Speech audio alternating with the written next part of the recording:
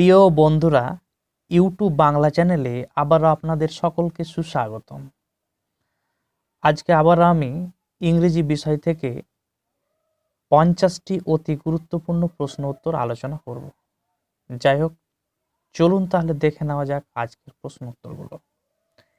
প্রথমে যে প্রশ্নটি রয়েছে সেটি হচ্ছে, the plural of basis is, অর্থাৎ বেসিস যার বাংলা অর্থ হলো ভিত্তি, এর প্লুরাল বা বহুবচন কোনটি?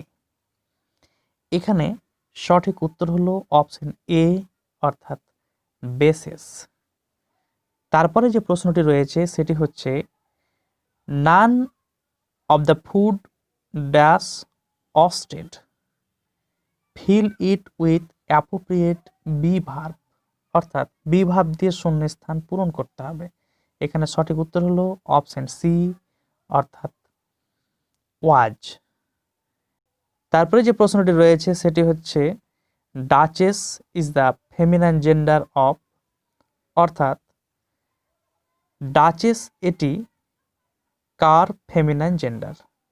এখানে সঠিক উত্তর হবে অপশন ডি, অর্থাৎ ডিউক। তাহলে ডিউকের ফেমিনাইন জেন্ডার হলো ডাচেস। তারপরে যে প্রশ্নটি রয়েছে সেটি হচ্ছে, point out the female of Alexander, অর্থাৎ আলেকজান্ডারের ফেমিনাইন জেন্ডারটি শনাক্ত করতে হবে। এখানে সঠিক উত্তর হলো অপশন এ, অর্থাৎ আলেকজান্ডারিয়ান না। তারপরে যে প্রশ্নটি রয়েছে সেটি হলো, অ্যাডিউ মিন্স, অর্থাৎ অ্যাডিউ এর অর্থ কি? এখানে সঠিক উত্তর হয়ে যাবে অপশন বি, অর্থাৎ গুড বাই। তারপরে যে প্রশ্নটি রয়েছে সেটি হচ্ছে, he was given a book by me, point out the retained object, অর্থাৎ রিটেন অবজেক্টটি শনাক্ত করতে হবে। এখানে সঠিক উত্তর হয়ে যাবে অপশন সি, অর্থাৎ এ বুক। তারপরে যে প্রশ্নটি রয়েছে সেটি হচ্ছে, this is the book which I want, point out the antecedent, অর্থাৎ এখানে অ্যান্টিসিডেন্টটিকে শনাক্ত করতে হবে। সঠিক উত্তর হয়ে যাবে অপশন ডি, অর্থাৎ বুক। তারপরে যে প্রশ্নটি রয়েছে সেটি হচ্ছে, point out which letter is silent in psychology, অর্থাৎ সাইকোলজি এই শব্দটিতে কোন বর্ণটি সাইলেন্ট? এখানে সঠিক উত্তর হয়ে যাবে অপশন বি, অর্থাৎ পি। তারপরে যে প্রশ্নটি রয়েছে সেটি হচ্ছে, point out the distributive pronoun, অর্থাৎ ডিস্ট্রিবিউটিভ প্রোনাউনটিকে শনাক্ত করতে হবে। এখানে সঠিক উত্তর হয়ে যাবে অপশন এ, অর্থাৎ ইচ। তারপরে যে প্রশ্নটি রয়েছে সেটি হচ্ছে, seeing is believing, here seeing is, অর্থাৎ এই বাক্যটিতে সিইং কি? এখানে সঠিক উত্তর হবে অপশন সি, অর্থাৎ জিরান্ড। তারপরে যে প্রশ্নটি রয়েছে সেটি হচ্ছে, Seema is searching for the letter in the box, replace using phrasal verb, অর্থাৎ সার্চিংয়ের পরিবর্তে একটি ফ্রেজাল ভার্ব ব্যবহার করতে হবে। এখানে সঠিক উত্তর হয়ে যাবে অপশন ডি, অর্থাৎ লুকিং ফর। তারপরে যে প্রশ্নটি রয়েছে সেটি হচ্ছে, the house of dog is called, অর্থাৎ কুকুরের গৃহকে কি বলা হয়? এখানে সঠিক উত্তর হয়ে যাবে অপশন বি, অর্থাৎ ক্যানেল। তারপরে যে প্রশ্নটি রয়েছে সেটি হচ্ছে, TRMEOH rearrange to make meaningful odd, অর্থাৎ এলোমেলো বর্ণগুলোকে সাজিয়ে একটি অর্থপূর্ণ শব্দ গঠন করতে হবে। এখানে সঠিক উত্তর হয়ে যাবে অপশন সি, অর্থাৎ মাদার। তারপরে যে প্রশ্নটি রয়েছে সেটি হচ্ছে, telephone dash identify the error part of any, অর্থাৎ নিচের যে পার্টটি ভুল রয়েছে সেটি শনাক্ত করতে হবে। এখানে সঠিক উত্তর হয়ে যাবে অপশন এ, অর্থাৎ অজ ডিসকভার্ড। আসলে এখানে ডিসকভার্ডের পরিবর্তে ব্যবহার করা উচিত হবে ইনভেন্টেড।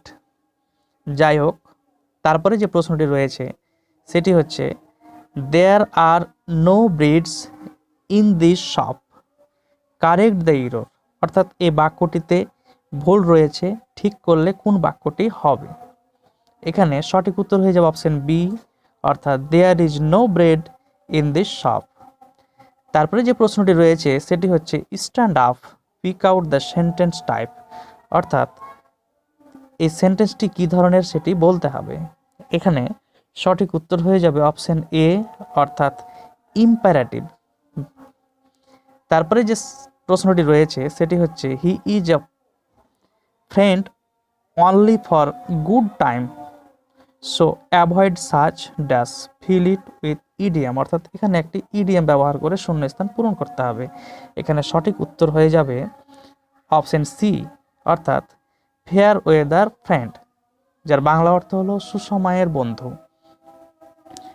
তারপরে যে প্রশ্নটি রয়েছে সেটি হচ্ছে it is appropriate time for you to get a job, replace appropriate time with idiom. অর্থাৎ অ্যাপ্রোপ্রিয়েট টাইম এটির পরিবর্তে একটি ইডিএম ব্যবহার করতে হবে। এখানে সঠিক উত্তর হলো অপশন বি, অর্থাৎ হাই টাইম, যার অর্থ হলো যথাসময়, উপযুক্ত সময়। তারপরে যে প্রশ্নটি রয়েছে সেটি হচ্ছে when can their glory fade, make it assertive. অর্থাৎ এই সেন্টেন্সটি ইন্টারোগেটিভ ফর্মে রয়েছে, এটিকে অ্যাসার্টিভ ফর্মে পরিবর্তন করতে হবে। এখানে সঠিক উত্তর হয়ে যাবে অপশন সি, অর্থাৎ দেয়ার গ্লোরি ক্যান নেভার ফেড। তারপরে যে প্রশ্নটি রয়েছে সেটি হচ্ছে he finished his homework and put away his book, make it simple. অর্থাৎ এটিকে সিম্পল সেন্টেন্সে ট্রান্সফর্ম করতে হবে। এখানে সঠিক উত্তর হয়ে যাবে অপশন এ, অর্থাৎ having finished his homework he put away his book. তারপরে যে প্রশ্নটি রয়েছে সেটি হচ্ছে find out the Latin adjective of moon. অর্থাৎ মুনের ল্যাটিন অ্যাডজেক্টিভটি শনাক্ত করতে হবে। এখানে সঠিক উত্তর হয়ে যাবে অপশন বি, অর্থাৎ লুনার। তারপরে যে প্রশ্নটি রয়েছে সেটি হচ্ছে point out the adjective form of earth. অর্থাৎ আর্থের যে অ্যাডজেক্টিভ রূপ সেটি শনাক্ত করতে হবে। এখানে সঠিক উত্তর হয়ে যাবে অপশন সি, অর্থাৎ আর্থি, EARTHY। তারপরে যে প্রশ্নটি রয়েছে সেটি হচ্ছে point out the correct noun form of manual. অর্থাৎ ম্যানুয়ালের সঠিক নাউন ফর্মটি শনাক্ত করতে হবে। এখানে সঠিক উত্তর হয়ে যাবে অপশন ডি, অর্থাৎ ম্যানাস। তারপরে যে প্রশ্নটি রয়েছে সেটি হচ্ছে illustrate the nominal compound sun gold. অর্থাৎ সান গোল্ডের যে নমিনাল কম্পাউন্ডটি রয়েছে সান গোল্ড, সেটিকে ব্যাখ্যা করতে হবে। এখানে সঠিক উত্তর হয়ে যাবে অপশন বি, অর্থাৎ সানলাইক গোল্ড।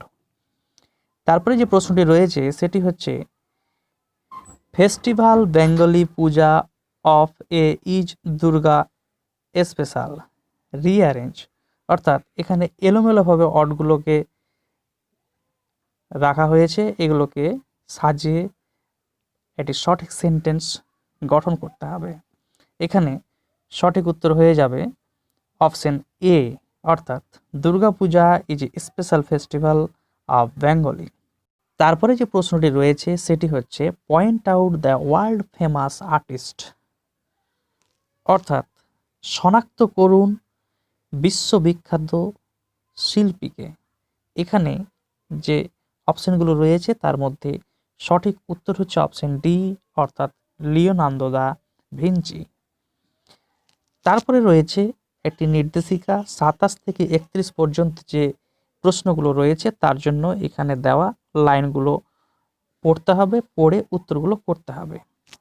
লাইনগুলো হলো picture and book remain an acre of green grass for air and exercise now strength of body goes midnight and old house where nothing stirs but a mouse. এবারে প্রশ্নগুলো রয়েছে। প্রথমে যে প্রশ্নটি রয়েছে সেটি হচ্ছে দ্য প্যাসেজ ইজ অ্যাবাউট, এখানে সঠিক উত্তরটি হবে অপশন এ অর্থাৎ ওল্ড এজ। তাহলে উপরে যে প্যাসেজটি রয়েছে সেটি হচ্ছে ওল্ড এজ সম্বন্ধে।